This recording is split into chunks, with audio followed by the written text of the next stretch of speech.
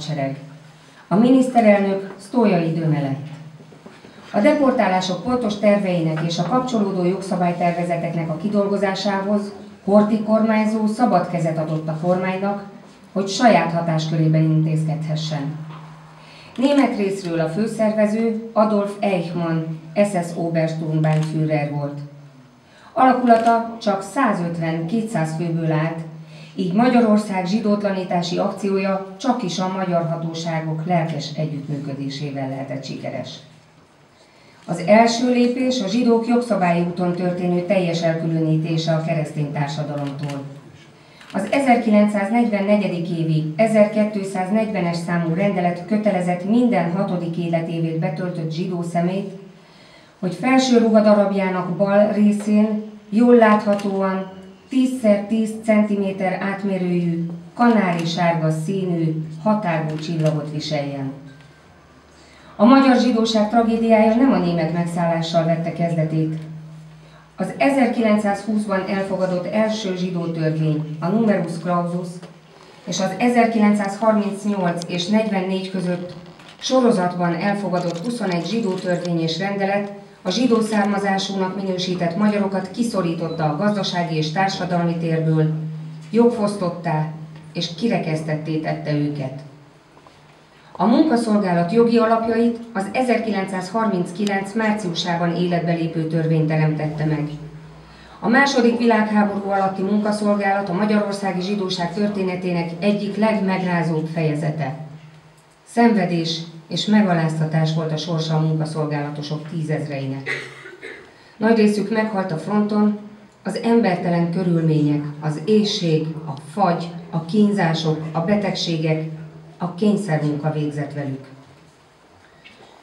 A munkaszolgálatosok behívása 1941 óta folyamatosan történt.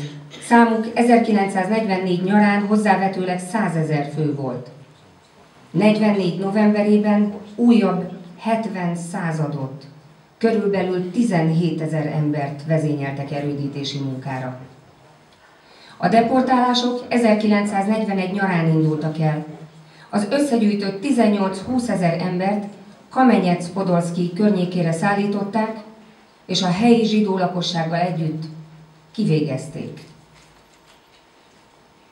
A sztójai kabinet új belügyi vezetésével elkezdődött a zsidó kérdés végleges megoldása Magyarországon, amely a németek számára is meglepő hatékonysággal haladt előre. Április közepe és május vége között az ország szinte teljes zsidó lakosságát gettókba és gyűjtőtáborokba zárták. Ezt követően május 15-e és július 9-e között a holokauszt legnagyobb deportálási akciója keretében mintegy 430 000 embert szállítottak Auschwitz-Birkenauba. Az a gyorsaság, amellyel a magyar hatóságok kitaszították a zsidókat a társadalomból, kifosztották, gettósították, majd deportálták őket, még a holokauszt történetében is páratlan volt. Amikor a vidéki zsidóság deportálása a vége felé járt, Budapesten megkezdődött a zsidók összeköltöztetése. 1944. június 15-én jelent meg a főváros polgármesterének első rendelete, az összeköltözésre kijelölt úgynevezett sárga csillagos házakról. Minden házat, amelyben zsidók laktak, a kapubejáratnál 30 cm átmérőjű sárga csillaggal kellett megjelölni, és zsidók csak a megjelölt házakban lakhattak. Június 16-án a polgármester kerületenként kijelölte a csillagos házakat, nem egészen 2000-et, melyekbe el kellett helyezni a főváros 250-300 000 zsidónak minősített lakosságát. Az összeköltözés határideje június 21 volt. 5 nap. Június 26-án rendelet jelent meg, amely szerint a zsidók csak délután 2 és 5 között hagyhatják el a lakásukat, és csak különösen indokolt esetben, ami rendkívül megnehezítette az alapvető légszükségleti cikkek beszerzését. A nyilas hatalomátvételkor 1944. október 15-én a vidéki zsidóság gyakorlatilag fel lett már számolva. A fővárosban körülbelül 200 000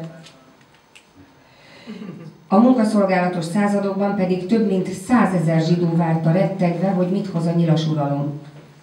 Szálasi soha nem hagyott kétséget afelől, hogy a zsidókat nem tekinti a nemzet részének, és hatalomra jutása után határozott politikát fogalmazott meg a zsidósággal kapcsolatban.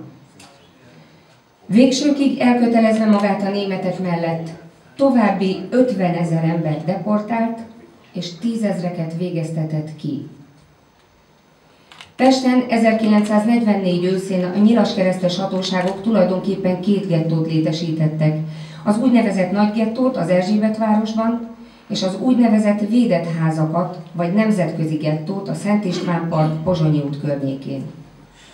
A védett házakba a svéd, a svájci, a vatikáni, a spanyol, a portugál követség és a Nemzetközi Vöröskereszt védlevelével rendelkező zsidókat gyűjtötték össze. Ezekben a házakban, amelyek a zsidók számára kijelölt épületek közül a legjobbaknak számítottak, 1944 nyarán a nyilvántartás szerint körülbelül 18 000 személy élt. De a valóságban a számuk ennek többszöröse lehetett, azon a területen, ahol korábban 4000 fő lakott. Ilyen csillagos és védett ház volt ez a ház is, a Pozsonyi út 54.